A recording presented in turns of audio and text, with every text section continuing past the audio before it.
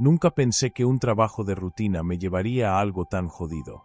Soy albañil desde hace años, y he visto de todo, pero esto no se lo deseo ni al peor enemigo. Nos contrataron para levantar un muro divisor en un edificio viejo, en una colonia popular de la Ciudad de México. La estructura estaba deteriorada, y la idea era separar un área para hacer unos cuartos pequeños para rentar. El muro iba a ser de ladrillo común, y mientras íbamos levantando, de repente escuchamos un golpe seco desde el interior de la pared que ya estaba construida. Paramos y miramos, pensando que alguno se había caído algo o se había atrapado un gato. Pero nadie vio nada. Al día siguiente, con la pared ya a la mitad, el capataz me pidió que quitara uno de los ladrillos porque quería esconder ahí algo. ¿Qué quieres esconder en la pared, jefe? Le pregunté. Nada de que te preocupes. Solo una caja. Ábrela y mete dentro esto. Dijo, mostrándome una bolsa pequeña, negra, con un olor fuerte, a putrefacción. No quise meter la mano, pero el capataz insistió, diciéndome que era para mantener las cosas seguras. No era un buen tipo, pero en la obra mandaba él, y necesitaba el dinero. Abrí la caja y vi lo que había dentro, restos de piel, huesos pequeños y un pedazo de papel arrugado con letras casi ilegibles. Me dio náuseas y quise soltar todo, pero tenía que seguir. Metí la caja dentro del hueco y tapé con ladrillos. El capataz no me dejó decir nada. Esa noche no dormí. Soñaba con manos que me arañaban desde la pared, con una voz ronca que me llamaba por mi nombre. Al día siguiente, cuando regresamos, el capataz ya no estaba. Nadie supo dónde se fue. Y la caja seguía allí, atrapada en la pared. Desde entonces, cada vez que paso por ese lugar, siento que algo me observa desde dentro del muro. Como si la caja no estuviera cerrada del todo. Y yo sigo sin poder olvidarlo. Trabajé casi 10 años haciendo fosas y cimentaciones en panteones. No es raro, alguien tiene que hacerlo. Al principio me daba cosa, pero uno se acostumbra. El olor, la tierra húmeda, los huesos viejos, se vuelven parte de la rutina. Un día nos llamaron para hacer una ampliación en un panteón municipal de Veracruz. Teníamos que mover unas tumbas viejas y rehacer el nivel del terreno. Todo legal. Todo con permisos. Había una tumba en particular que estaba más hundida que las otras, como si algo la hubiera estado empujando desde dentro. Tenía una lápida rota, sin nombre, solo una cruz oxidada. El encargado nos dijo: ábranla con cuidado. Según esto, está vacía desde hace años. Era una fosa común, pero nunca se usó. Mentira. Cuando quitamos la tapa del ataúd, uno de esos de madera barata, carcomido, lleno de humedad, adentro había un cuerpo. Pero no uno viejo. Era reciente. La piel aún tenía color. Los dedos estaban enteros. Los ojos, bueno, uno seguía ahí, mirando hacia arriba. No tenía marcas de autopsia ni señales de embalsamado. Y lo peor, no olía a muerto. Olía a encierro, a sudor seco, a desesperación. El cabrón había muerto ahí, enterrado vivo. Se notaba por dentro de la tapa, arañazos. Muchos. La madera estaba casi desgastada por donde raspó con las uñas. La boca estaba abierta, llena de tierra, como si hubiera gritado hasta tragarla. Tenía las manos destrozadas. No dijimos nada. El encargado se puso pálido, llamó por teléfono, y en menos de una hora llegaron 2 camionetas sin placas. Se llevaron el cuerpo en una bolsa azul, como si fuera basura. Nos dieron 5.000 a cada uno por no abrir la boca. Una semana después regresamos a terminar la obra. La fosa se tapó, se colocó otra lápida encima, ahora con nombre y fechas. Un tal Eduardo Zamora, 1983-2010. Todo fingido. El tipo jamás fue enterrado ahí legalmente. Desde entonces me cuesta dormir. No por lo que vi, sino porque mi primo desapareció en 2010. Nunca apareció. Nunca supimos dónde quedó. Y lo peor, se parecía un chingo al muerto del ataúd. Esto lo escribo con una cerveza en la mano y el estómago revuelto. No por la bebida, sino por el recuerdo. Por el ruido que escuchamos esa tarde. por el silencio que siguió después. Fue en el 2021. Nos contrataron para levantar una casa chica en un fraccionamiento nuevo, en un terreno aún sin servicios. El cliente, un señor chaparrito, siempre vestido de traje aunque hiciera 40 grados, era puntual con los pagos, pero nunca se iba mientras trabajábamos. Solo se quedaba ahí parado, en una sillita de lona, mirando todo con una libreta en la mano. Daba mala espina. No hablaba casi. Solo observaba. Y tenía esa manía de llevar una mochila grande todos los días, como si trajera herramientas, pero nunca sacaba nada. Todo iba normal hasta que llegó el día del colado de la losa. Ya teníamos lista la cimbra, el acero, todo. Solo faltaba el concreto. Ese día el cliente llegó más temprano que nunca, con una cara distinta. No se sentó. Solo nos dijo: antes de vaciar, necesito que me ayuden a meter algo. Está pagado. Yo pensé que se refería a más varilla, o algún refuerzo. Pero no. Abrió la camioneta y bajó una bolsa negra grande, como de lavandería industrial. Olía fuerte. A cloro, a carne vieja. La arrastró como pudo hasta el centro de la cimbra. Nos miró a todos y dijo: no pregunten. Les doy 5.000 a cada uno por no decir nada. Nadie se movió. Todos entendimos. No necesitábamos abrir la bolsa. Pesaba como una persona. Olía como una persona muerta. Uno del equipo, el chava, dijo que no, que eso no estaba bien. El cliente se acercó, muy tranquilo, y le susurró algo al oído. Chava palideció. Agarró sus cosas y se fue sin decir palabra. No volvimos a saber de él. Nos quedamos los otros tres. No por cobardes. Por necesidad. El dinero no te deja pensar derecho cuando tienes hijos con hambre. Ayudamos al tipo a acostar la bolsa entre la varilla, justo en el centro.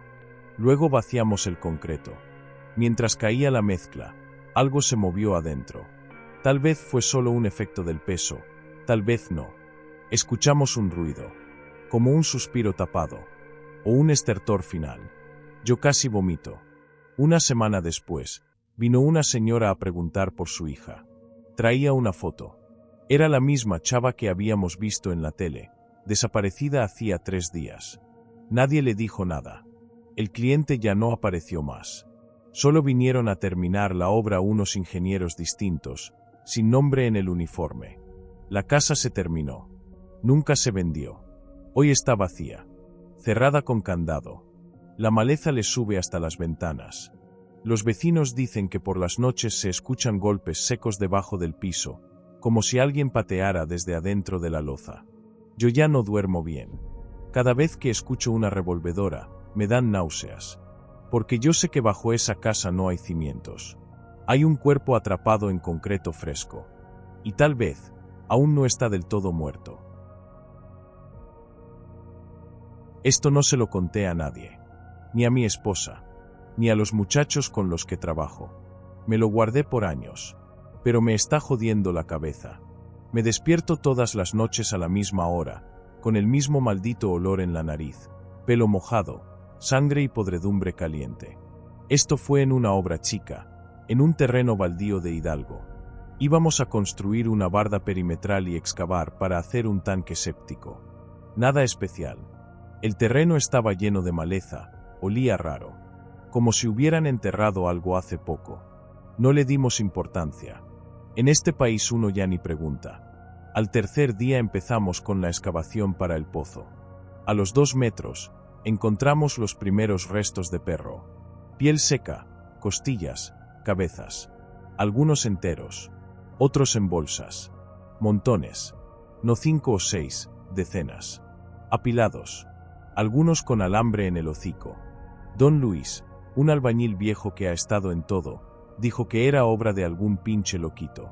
Quisimos parar, pero el patrón, un cabrón gordo con botas de piel, nos dijo que siguiéramos cavando, que no era asunto nuestro. Ese día, mientras palábamos, uno de los perros que encontramos no estaba seco. Estaba fresco, tibio todavía. No entendíamos. Nadie lo había puesto ahí. Estábamos los 3 juntos todo el tiempo, pero el cadáver no tenía ni 1 hora de muerto. Tenía la lengua afuera y los ojos abiertos, húmedos.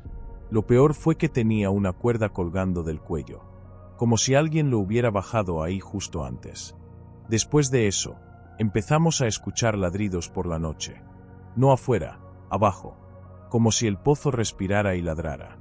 Nos reíamos para no cagarnos de miedo, pero los ladridos venían cada vez más cerca, más profundos, más humanos.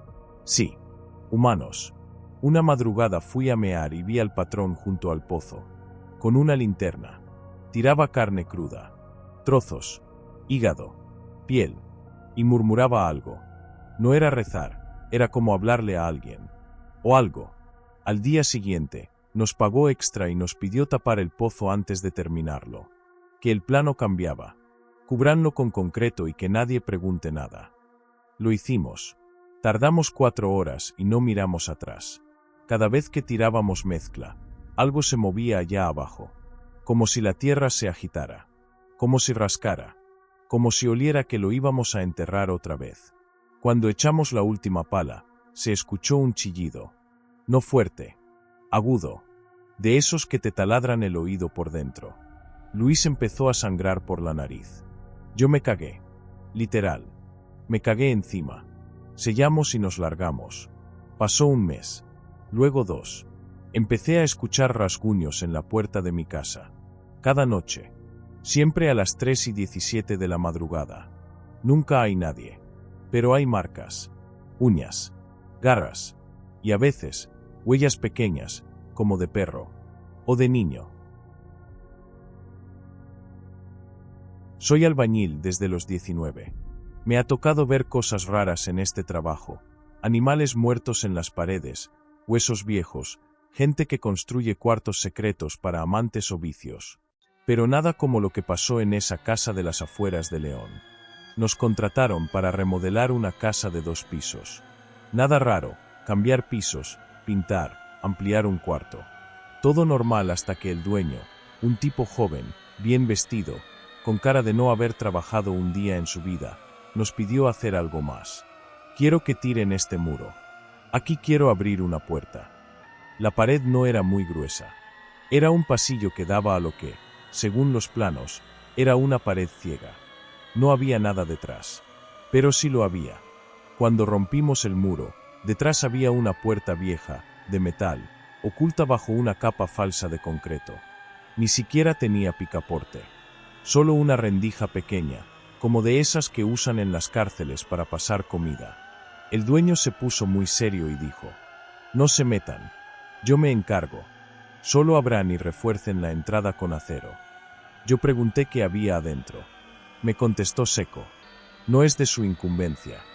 Nos pagó en efectivo y se fue. Pero esa noche, yo me quedé dándole vueltas al asunto. Algo no me cuadraba. ¿Para qué tapar una puerta con tanto cuidado? ¿Qué había ahí que mereciera una entrada falsa? Al día siguiente, llegamos temprano, y el dueño no estaba. Yo y mi compa Luis entramos por curiosidad. Queríamos echar una mirada. El candado estaba mal puesto, como si lo hubieran cerrado deprisa. Lo abrimos. El olor fue lo primero que nos pegó. Como a cloaca, humedad encerrada y sangre seca. Bajamos unos escalones de concreto y llegamos a un cuartito de 2x2, sin ventanas. Las paredes acolchadas. Una cama con correas de sujeción. Una cubeta en la esquina, con restos secos que no quiero ni describir. Una lámpara de esas de psiquiátrico, colgando, parpadeando. Y en las paredes, marcas. Arañazos. Zarpazos. Golpes con los nudillos. Dientes. Alguien vivió ahí. Por mucho tiempo. Salimos corriendo. Vomité afuera. Cuando regresó el dueño, lo enfrentamos. Le dijimos que eso no estaba bien, que íbamos a denunciar. Él no se alteró. Solo sonrió, sacó su celular y me mostró una foto. Era mi hija. De camino a la escuela. Tú eliges, compadre. Nos pagó más. Nos hizo firmar papeles. Nos pidió que volviéramos a cerrar la entrada, esta vez con doble muro, sin ventilación, sin acceso. Lo hicimos. Esa noche no dormí. Me sentía un maldito. Cementé esa puerta con mis propias manos. Tapé ese cuarto. y no sé si había alguien adentro todavía. A veces sueño que golpean desde dentro. Despacio. 3 veces. Yo solo quería trabajar. Pero ahora sé que esa casa fue una prisión. Y yo ayudé a que siguiera siéndolo. No debería estar contando esto. Firmé cosas. Me amenazaron. Pero cada vez que huelo cal, me dan arcadas. Cada vez que escucho una pala golpeando tierra húmeda, me tiemblan las manos. Esto fue en el 2019. Me llamaron para trabajar en una obra clandestina. Así nos dijeron desde el principio. Esto no lo registramos en ningún lado. ¿Entendido? Pagan bien, pero nadie pregunta nada. Éramos solo 4. Todos sabíamos que no era una obra común. Nos llevaron en camionetas cerradas, nos quitaron los celulares. El terreno estaba en medio del monte, sin señal, sin nada alrededor. Había una especie de caverna ya abierta, como si alguien hubiera estado excavando desde antes. Un tipo pelón, con bata de plástico y guantes quirúrgicos, nos dio las instrucciones. Hay que sellar la cámara, pero antes tienen que nivelar lo que está adentro. Entramos. No era tierra. Era carne, trozos, montañas, piel, huesos, y no de animales. No voy a mentir. No eran cuerpos enteros. Eran restos. Como si alguien hubiera triturado personas y dejado todo ahí por semanas. La cueva apestaba a hierro, a mierda, a muerte. Lo peor es que algunas cosas se movían. Como si todavía estuvieran vivas, o como si algo dentro se estuviera gestando. Uno de los muchachos vomitó apenas entró. Yo me quedé tieso. Sentía que estaba soñando. El pelón solo nos dijo: no miren mucho. Palas, cal, cemento.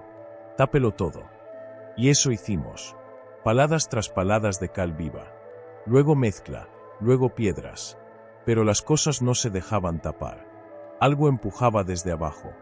Como si estuvieran respirando. Una masa se movió como si tuviera espasmos. Le cayó la pala encima a uno de los chavos, y le mordió la pierna. No con dientes. Con algo, parecido a una boca humana, pero deformada. Babosa.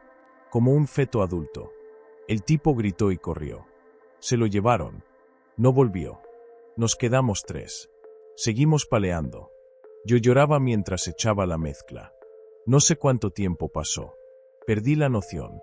Lo único que recuerdo con claridad es el momento en que eché la última capa, y escuché algo decir mi nombre desde debajo del cemento. No era una voz fuerte. Era como si me hablara desde adentro del cráneo. Nos pagaron en efectivo. Nos dieron un número para emergencias psicológicas. Nunca más me llamaron. Pero desde entonces, mi carne huele distinto. Literal. Me ducho y huele a calorías. Me corto y la sangre no es normal. A veces espesa, a veces oscura. A veces, se mueve antes de caer al suelo. Siento que lo que enterramos, entró en nosotros. Yo solo era un albañil. Me pagaron por tapar carne. Y ahora siento que algo dentro de mí quiere salir. No espero que me crean. Solo quiero escribir esto antes de que me pase algo. A veces siento que si no lo saco de mi cabeza, esa cosa va a encontrar otra forma de salir. Esto pasó hace unos 4 años, en un rancho de Jalisco. Me tocó trabajar con una cuadrilla pequeña en la construcción de una casa de campo. El patrón era un político retirado.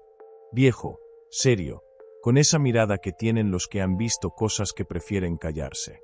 Todo iba normal hasta que nos mandaron construir una cisterna.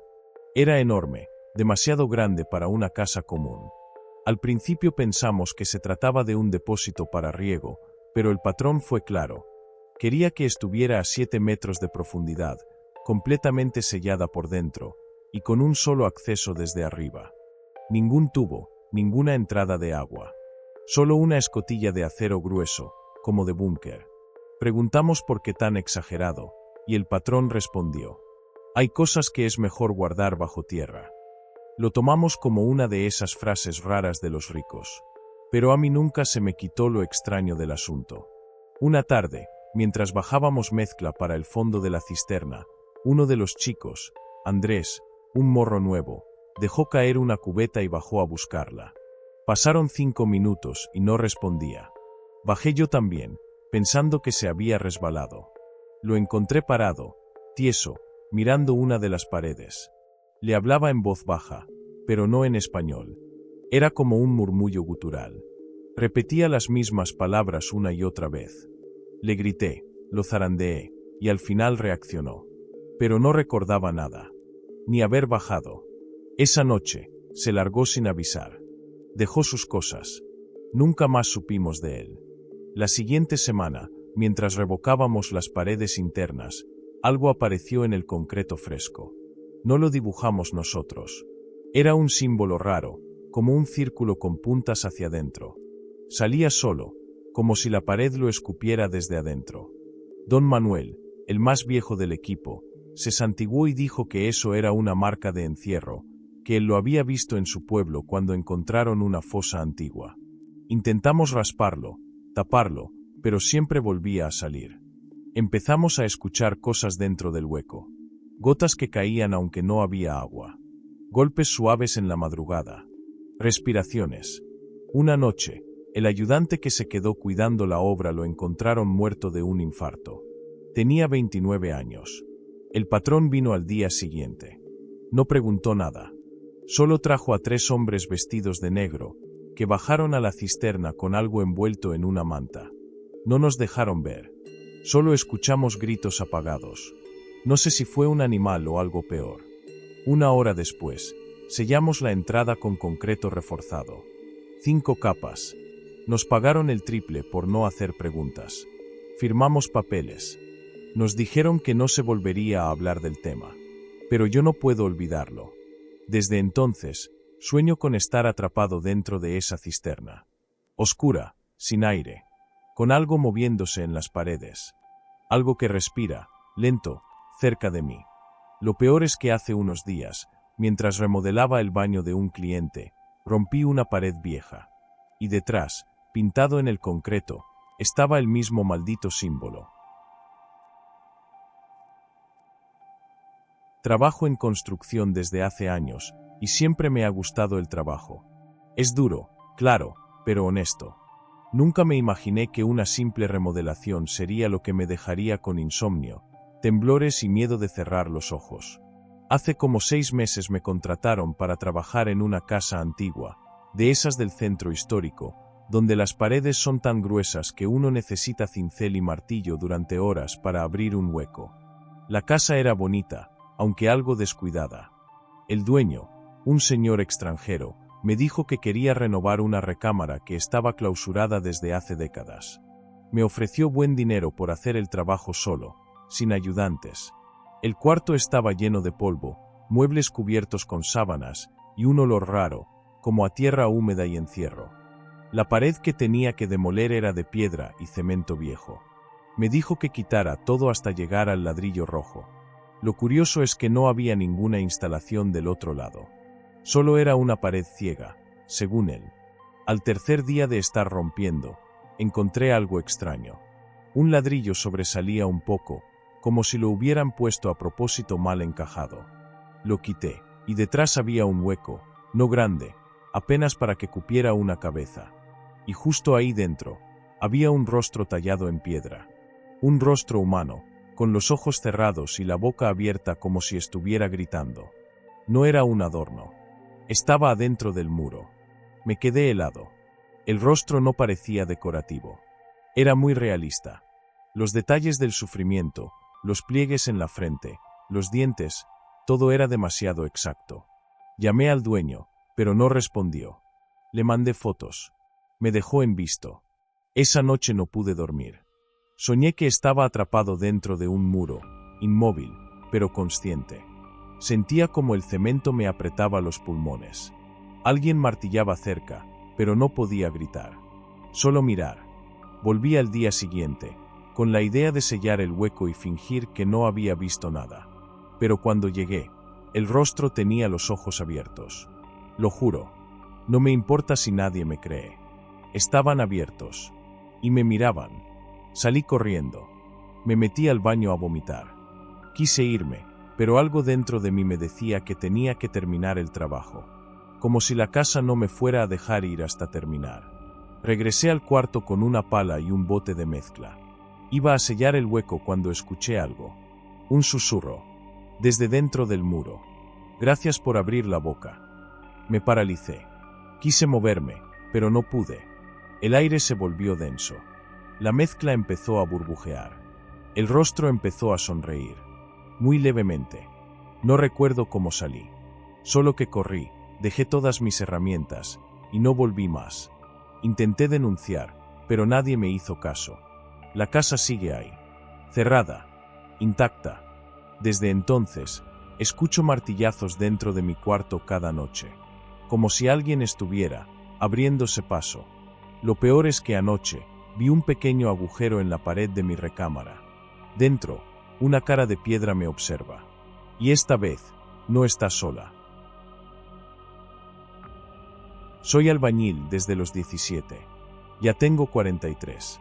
He trabajado en casas, escuelas, iglesias, hasta cárceles. Pero hay una obra que me persigue. No fue por lo grande o lo difícil, sino por lo que descubrimos ahí abajo.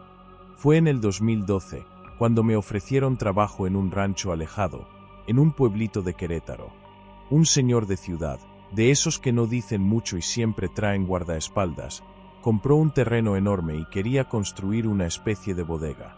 Pero nos dijo algo raro desde el principio: la bodega tiene que estar exactamente sobre el punto que les voy a marcar. Nos dio coordenadas precisas, como si estuviéramos poniendo una antena satelital. La paga era buena. El lugar estaba medio alejado, pero nos pusieron hospedaje y comida. Éramos 5, don Beto, el maestro, Julián, los gemelos Tavo y Lupe, y yo. Todo iba normal hasta que empezamos a excavar para la cimentación. Apenas unos metros y nos topamos con piedra tallada. No ladrillos, no cimientos viejos.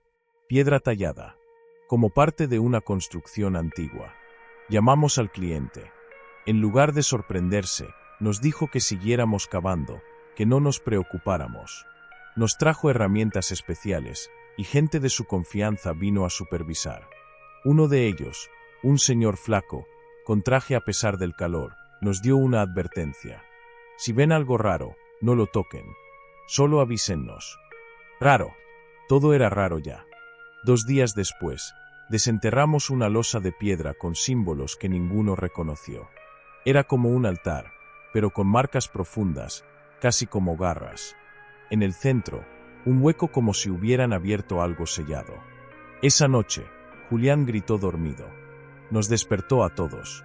Dijo que soñó que estaba enterrado vivo, que no podía moverse y que algo se arrastraba a su lado, en la tierra. A la mañana siguiente, el hoyo amaneció lleno de agua negra. No era lodo. Era espesa, como aceite quemado. No sabíamos de dónde salía, porque no llovió ni había tuberías cerca. El cliente vino en helicóptero ese día. Bajó solo, sin guardaespaldas, y nos pidió que vaciáramos el hueco lo más rápido posible. Cuando el agua bajó, vimos que en el fondo había algo, vivo. No sé cómo describirlo. Era una figura humana, sí, pero delgada, como si la hubieran estirado. Piel negra, ojos blancos sin pupila. Estaba pegada a la piedra, como si hubiera estado atrapada ahí siglos. No se movía, pero respiraba. Lo juro por mi madre, respiraba. Don Beto quiso salirse del trabajo. Dijo que eso era brujería o quién sabe qué. El cliente nos detuvo con una simple frase. Si se van, no solo pierden el dinero, pierden la lengua. Y nos pagó el triple esa noche. Los gemelos se quedaron callados. Yo también. No por el dinero, por miedo. Los siguientes 3 días fueron los peores. Construimos la bodega como nos pidieron, gruesa, sin puertas ni ventanas, solo una entrada por arriba que luego tapamos con concreto armado. Sellamos todo. Esa cosa nunca se movió, pero sentíamos que nos observaba. Todos. Incluso cuando estábamos a metros de distancia. Al terminar, el cliente vino con un notario y nos hizo firmar papeles. Decían que habíamos trabajado en una obra industrial, nada más. Nos dio un bono extra y nos pidió que no regresáramos nunca. Desde entonces, sueño con esa cosa. No se mueve. Solo está ahí. Pero cada vez que sueño con ella, está un poco más cerca del borde del hueco. A veces me despierto con tierra en los pies. Y lo peor es que estoy seguro de que no la enterramos. La encerramos. Y eso no es lo mismo. Nunca he contado esto porque sé que nadie me creería. Soy albañil desde hace más de 20 años, y he trabajado en todo tipo de construcciones, casas, locales, edificios. He visto accidentes, robos y cosas raras, pero nada como lo que pasó en esa obra en el cerro, hace ya más de una década. Todo comenzó cuando un señor de billete, de esos que nadie conoce pero que tienen contactos en todos lados, nos contrató para construir una casa en una zona medio alejada, como a las afueras del pueblo. Era un terreno enorme, rodeado de árboles, y el acceso estaba todo de terracería. Lo raro fue que el tipo insistió mucho en que la loza del sótano se hiciera antes que cualquier otra cosa. Decía que eso era el corazón de la casa, y que debía quedar perfecto, sin errores, sin filtraciones. Hasta ahí, uno piensa que el cliente es picky, y ya. Éramos 6 trabajadores, y como siempre, el maestro de obra era don Emilio, un señor serio pero buena onda. El día que empezamos a excavar para el sótano, encontramos algo extraño, una losa ya hecha, como si alguien hubiera construido ahí antes. Era vieja, agrietada, pero sólida. Don Emilio le avisó al cliente, y el tipo nos dijo que la quitáramos y siguiéramos. Nos pagaba doble por hacerlo rápido. Ahí fue cuando empezaron las cosas raras. Primero, uno de los muchachos, el chino, dijo que oyó voces saliendo del hueco que dejamos al romper la loza vieja. Pensamos que era el eco, o que se estaba mamando, como siempre. Pero al día siguiente, el chino no apareció. Fuimos a su casa, y la mamá dijo que se había levantado gritando en la madrugada, con la mirada perdida, y luego se fue caminando solo, sin decir a dónde iba. Después, otro chavo, Toño, cayó desde el segundo piso cuando apenas estaba armando los castillos. Pero no fue una caída normal. El vato decía que alguien lo empujó, que sintió unas manos frías en la espalda, y que escuchó como si lo llamaran por su nombre. Sobrevivió, pero no quiso volver a la obra. Y eso que necesitaba la lana. Ahí fue cuando empecé a tener sueños raros. En todos, estaba encerrado dentro de una habitación sin puertas ni ventanas, con el suelo de concreto fresco, como recién vaciado. En medio, había una figura de espaldas, parada, quieta. Cada noche se acercaba un poco más, pero no podía verle la cara. Solo sentía un frío horrible, como si me metieran en una bolsa de hielo. Una noche me desperté con tierra bajo las uñas y los pantalones llenos de polvo. No supe cómo pasó. Mis botas estaban húmedas, como si hubiera estado pisando mezcla. Don Emilio, que era el más escéptico de todos, empezó a cambiar también. Dejó de bromear. Empezó a trabajar solo, incluso de noche. Lo encontramos varias veces en el sótano nuevo, murmurando en voz baja, clavando cosas en la pared como si siguiera un plano que nadie le dio. Decía que no podíamos dejarlo salir. Que si no se sellaba bien, lo que estaba abajo regresaría. El último día en que estuve en esa obra fue cuando colamos la nueva loza del sótano. A media vaciada, el concreto empezó a burbujear como si algo se estuviera moviendo debajo. Uno de los muchachos juró que vio una mano salir, pero la mezcla la cubrió al instante. Don Emilio gritó que no nos detuviéramos, que había que taparlo, sellarlo, enterrarlo bien. Terminamos la loza esa misma tarde. Al día siguiente, don Emilio no llegó. Nadie volvió a verlo. El cliente canceló la obra sin explicación y nunca más nos volvió a contactar. A veces paso cerca de ese terreno. La casa nunca se terminó. Solo está la base, cubierta de maleza. Pero cada vez que la miro, siento que algo debajo sigue esperando. Y cuando sueño con esa habitación de concreto, la figura ya casi está frente a mí.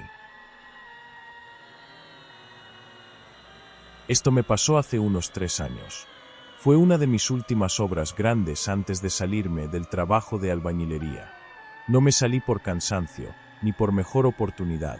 Me salí porque después de esa obra no volví a dormir tranquilo.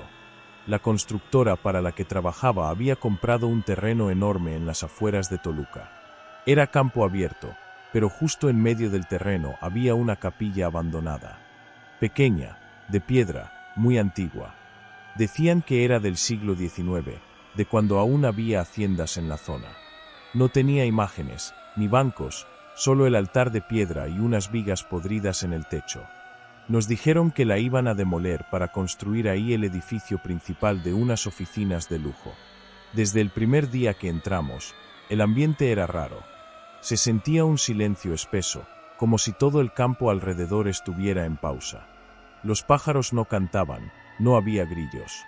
Y adentro de la capilla, el aire olía como a azufre y tierra húmeda. Yo no soy muy creyente, pero aún así me sentí incómodo. Lo primero que noté fue que, en el altar, alguien había dibujado un círculo con ceniza y al centro había un crucifijo, pero colgado al revés. Pensamos que era alguna cosa de vándalos, pero no había señales de entrada forzada ni grafiti. Parecía más bien intacto, como si todo eso llevara ahí muchos años. La demolición fue rápida. En 2 días tiramos el techo y empezamos a picar las paredes de piedra. Lo raro fue que la piedra sangraba. No lo digo como metáfora. Literalmente, al romper los bloques del altar, empezó a salir un líquido espeso, rojo oscuro, con olor metálico. Pensamos que era óxido, pero no tenía sentido. No había hierro adentro. Era piedra pura. Uno de los obreros, Tomás, empezó a decir que no deberíamos seguir. Que eso era un lugar sellado, que alguien lo había cerrado por una razón. El capataz se rió en su cara. Pero esa noche, Tomás se cayó del andamio en su casa. Fractura de cráneo. Murió al instante. A nadie le pareció coincidencia. Lo enterraron rápido. Y nosotros seguimos con la obra, con el mismo nudo en la garganta. Unos días después, cavamos para las zapatas y encontramos una cripta. No estaba registrada en los planos, y nadie sabía de su existencia. Era como un cuarto subterráneo de piedra, con escaleras selladas con tierra compacta. La abrimos para ver qué había. Y lo que había, no era normal. Adentro había decenas de figuras hechas de huesos y tela. No esqueletos normales, no cuerpos. Figuras armadas, como si alguien hubiera querido representar seres deformes, con cráneos de animales y huesos humanos. Algunos estaban colgados del techo con alambre oxidado, otros estaban arrodillados, mirando hacia el altar, con la cabeza gacha. Una de las figuras tenía lo que parecía un pergamino enrollado dentro del cráneo. Lo sacamos. Solo tenía una frase escrita con algo marrón. No interrumpan el pacto. Lo mostramos al ingeniero del proyecto.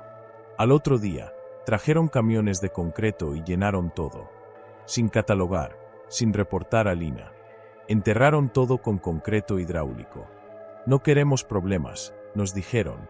A cada uno nos dieron un sobre con 10.000 pesos en efectivo. Y la obra se detuvo por motivos legales. Nadie volvió. Yo me fui del trabajo semanas después. Pero desde entonces, varias veces al mes, tengo el mismo sueño. Estoy dentro de la capilla, solo. Las figuras me rodean. No se mueven, hasta que lo hacen. Siempre despierto en el mismo punto, cuando una de ellas alza la cabeza y me mira. Y tiene mi rostro. Esto me pasó hace casi 4 años, cuando trabajé en una obra que me cambió la vida. Literal. Me fui a vivir a otra ciudad después de eso y jamás volví a tocar un saco de cemento. Soy albañil desde los 16. He trabajado en todo tipo de construcciones, casas, puentes, bodegas, hasta cárceles. Y nunca vi algo como lo que pasó en La Joya, un rancho apartado en San Luis Potosí. Nos contrataron para levantar una casa enorme en medio del campo, cerca de unos cerros secos. El patrón no vivía ahí, mandaba a su capataz y solo hablaba con el arquitecto por teléfono. Todo nos lo daban en efectivo, y el trato era simple, buen sueldo, comida incluida y nada de preguntas. Al principio todo bien. Era una obra como cualquier otra. Pero cuando empezamos a colar la primera losa, algo raro pasó, la mezcla no secaba. Estoy hablando de días enteros sin fraguar. Y no por clima ni humedad, el clima allá es seco y el sol parte la tierra. La mezcla burbujeaba, como si tuviera aire o gas adentro. Olía raro. No a humedad, sino a animal podrido. Nos quejamos, pero el capataz dijo que eran condiciones normales del terreno. El arquitecto mandó traer un químico que se mezclaba con el concreto para estabilizarlo, pero tampoco servía. De hecho, al día siguiente, la losa estaba más blanda. Una noche, me tocó quedarme cuidando material.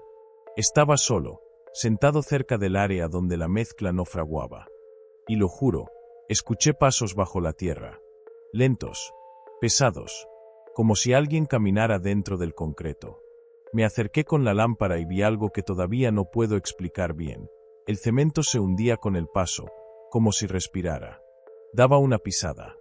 Luego otra. Luego silencio. Me paralicé. No dormí esa noche. Al día siguiente, cuando conté lo que vi, los otros empezaron a hablar. Uno dijo que había visto huellas sobre el cemento fresco, como de un pie descalzo.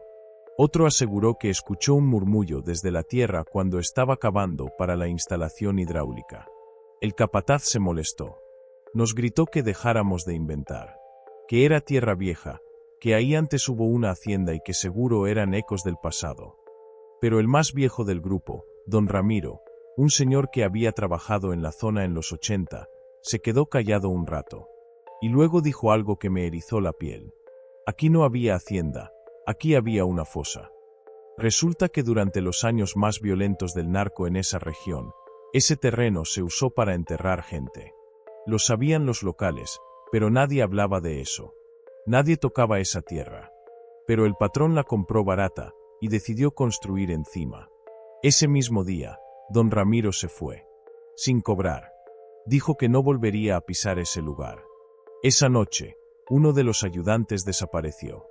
No se lo llevó nadie. No se escuchó nada.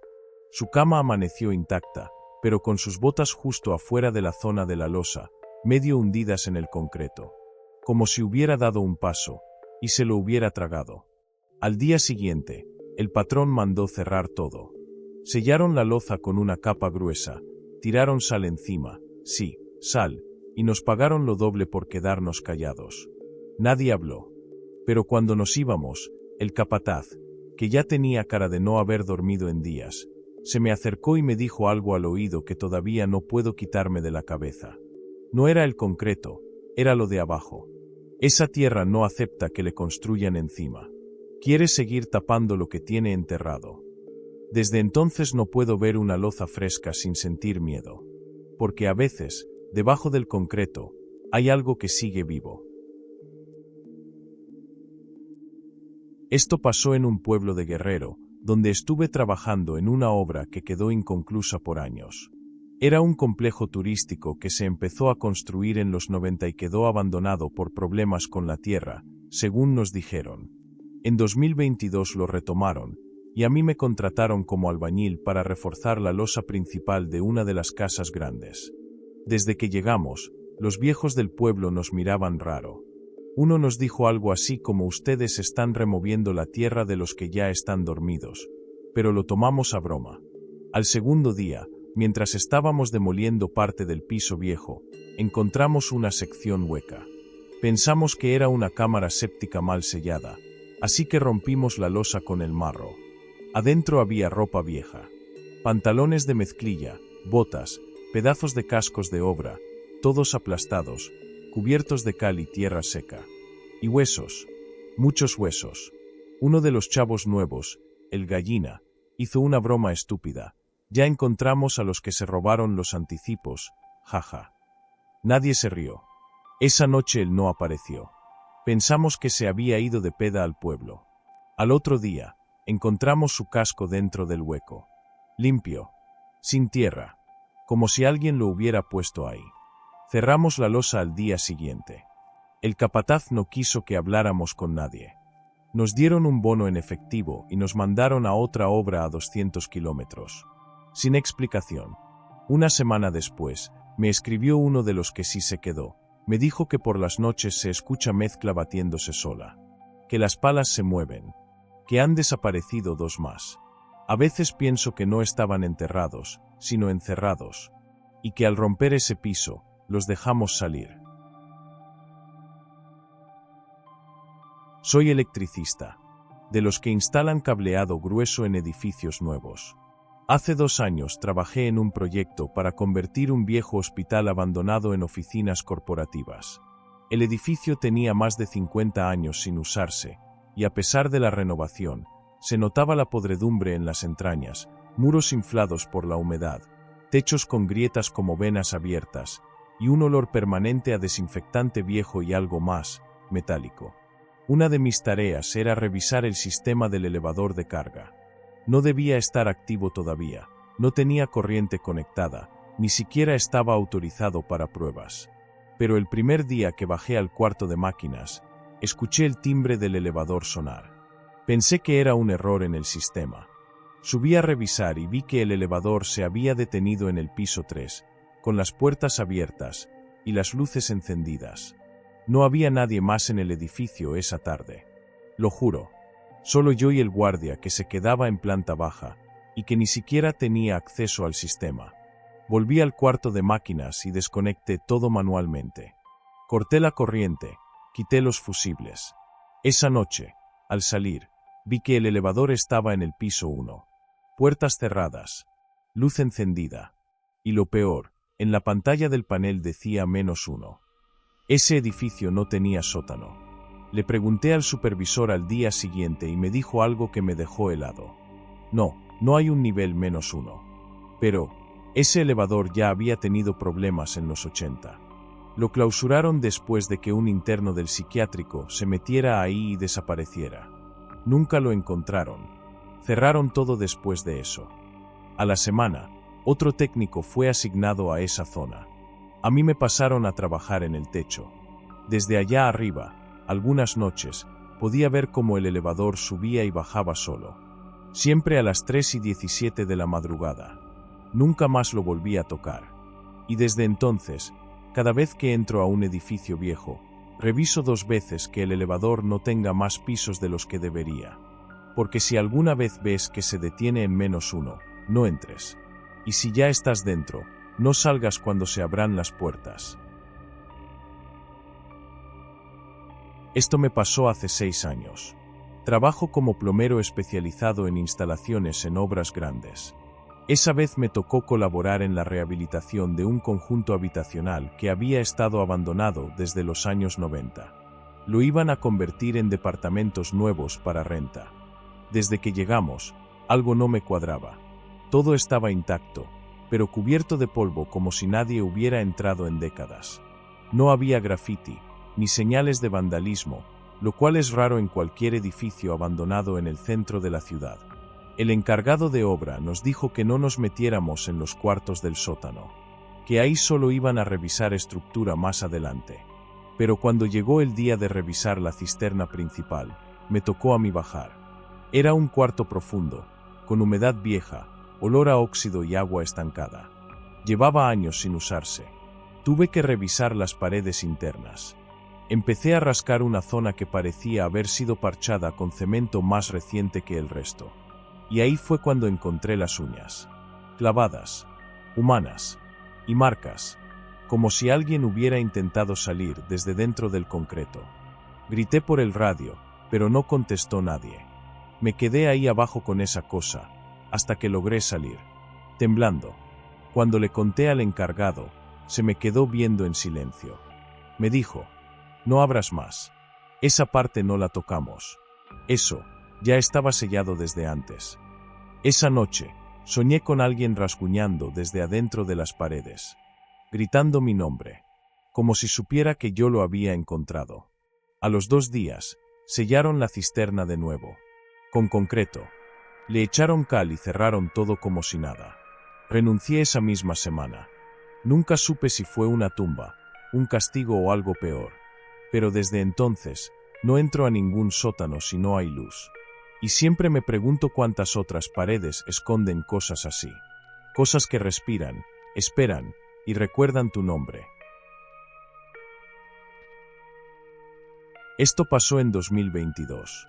Soy maestro de obra, y me contrataron para terminar una casa que llevaba años detenida. El terreno estaba en las afueras de Querétaro, en una zona de desarrollos a medio construir, donde algunas casas quedan olvidadas por falta de dinero o problemas legales. Cuando llegué, lo primero que me llamó la atención fue que la obra no estaba mal hecha.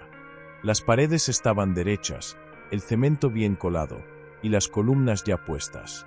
Pero todo estaba cubierto por una capa de polvo demasiado gruesa, como si nadie hubiera pisado ahí en décadas, y eso que solo llevaba 5 años abandonada, según el dueño. El cliente era un tipo serio, de unos 60. Dijo que la casa la había empezado su hijo, pero que después del accidente todo quedó parado. No quise preguntar. Solo pidió que la termináramos como estaba, sin cambiar la distribución de los cuartos. Ahí fue donde empezó lo raro. Cada vez que íbamos a trabajar, encontrábamos cosas que nadie había dejado. Una vez, unas flores marchitas encima del castillo central. Otra, marcas de manos en la loza seca. Y lo más raro, los cuartos amanecían con símbolos dibujados con tierra en el piso, como si alguien hubiera estado ahí por la noche. No había huellas, ni puertas forzadas. El velador juraba que no había visto a nadie entrar. Una tarde, mientras instalábamos los marcos de las ventanas, uno de los chalanes, Jesús, se detuvo y me dijo: «Oiga, ¿si vio que los cuartos ya están marcados?». Le pregunté a qué se refería, y me llevó al segundo piso. Allí, en una de las habitaciones, me mostró algo que no había notado. Sobre cada pared había un nombre, tallado a mano, con clavos o con algún metal. No se notaban a simple vista, pero con la luz del atardecer se veían claritos. Cuarto 1, Ana. Cuarto 2, Carlos. Cuarto 3, Luis. Y en la habitación principal, solo decía, yo. El problema era que esos nombres coincidían con los del hijo del dueño, su esposa y sus nietos. Me atreví a preguntarle al cliente si sabía algo de eso. Se quedó pálido. Me pidió que nunca más volviera a mencionar esos nombres. Días después, Jesús renunció. Dijo que escuchaba voces dentro de los cuartos aunque estuvieran vacíos. Voces infantiles, repitiendo frases como «ya estamos listos» o «puedo salir ahora».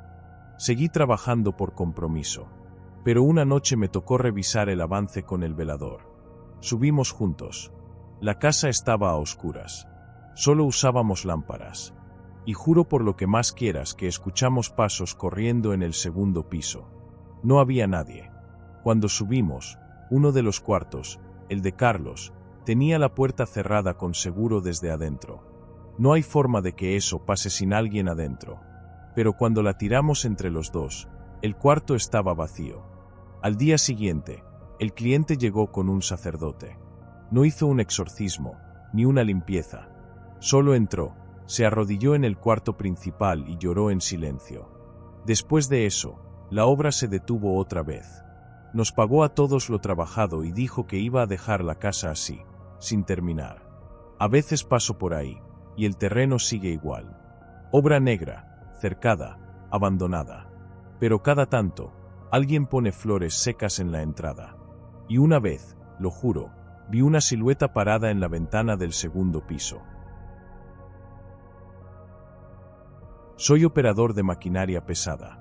Mi especialidad son las retroexcavadoras y los martillos hidráulicos para romper roca. He trabajado en minas, carreteras, incluso en ductos de Pemex. Pero lo que pasó en Zacatecas, en una obra de drenaje profundo, me hizo renunciar y jamás volver a tocar una cabina. Fue un proyecto para ampliar el sistema pluvial de una colonia nueva. Teníamos que cavar una red de túneles a unos 12 metros bajo tierra. Todo iba según lo previsto, hasta que mi broca se topó con algo que no debía estar ahí. No era roca, ni tierra compacta. Sonaba hueco, como madera podrida, pero con eco. Llamamos al ingeniero y bajó con un geólogo. Decidieron abrir un poco más para investigar. Y fue entonces cuando apareció una puerta de hierro, vieja, oxidada, tapada por tierra. No estaba en los planos.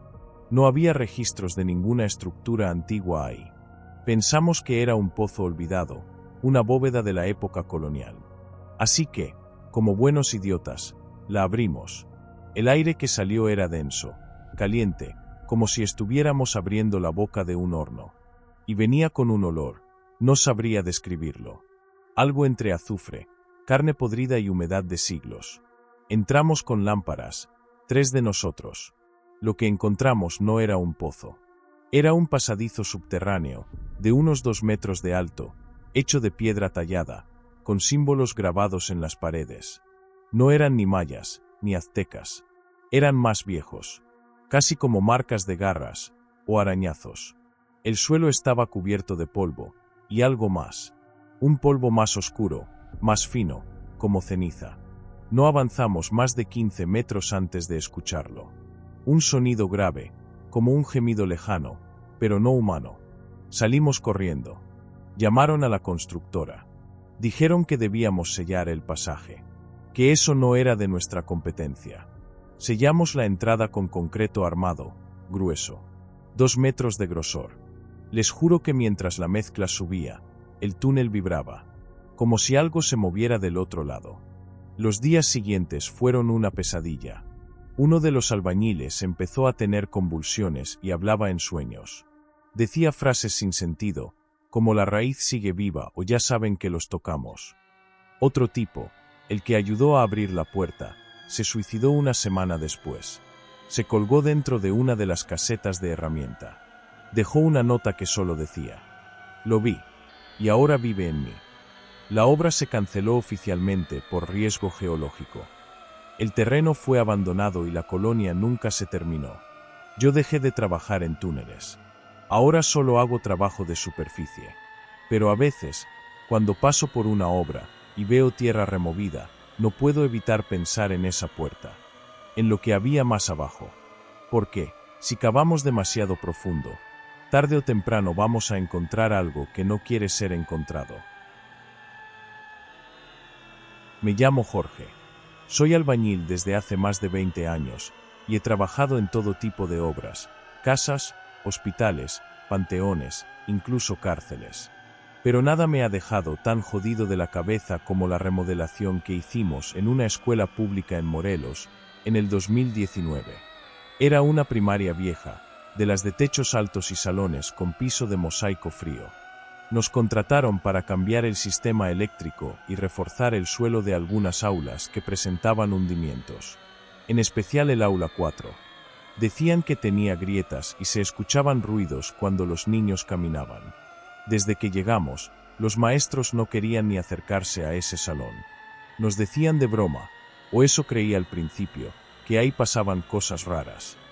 Una maestra me dijo que los niños se orinaban del susto ahí adentro, que siempre se quejaban de un niño que no quería salir de abajo del piso.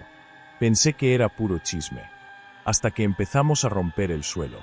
Levantamos el mosaico. Abajo había tierra, como en cualquier construcción vieja.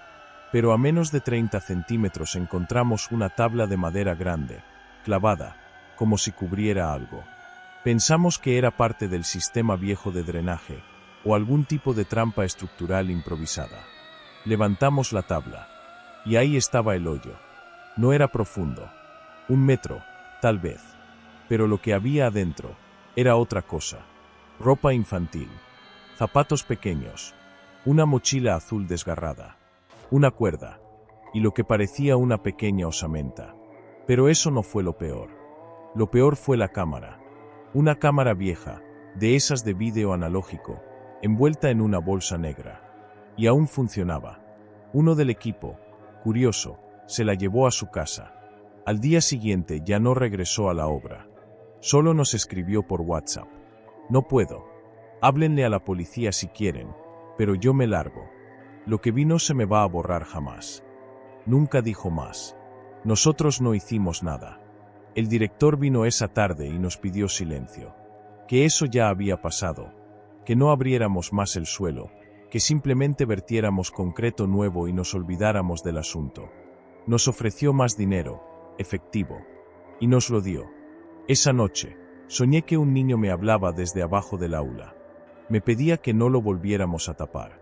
Que ya lo habían hecho una vez. Que tenía frío. Al día siguiente terminé el trabajo. Tapamos el hueco. Concreto fresco. Relleno. Silencio. Pero a veces, cuando paso frente a una escuela, me dan arcadas. Porque pienso en esa cámara. En lo que grabó. ¿Y en cuántas otras aulas tienen cosas enterradas que nunca deberían haber estado ahí?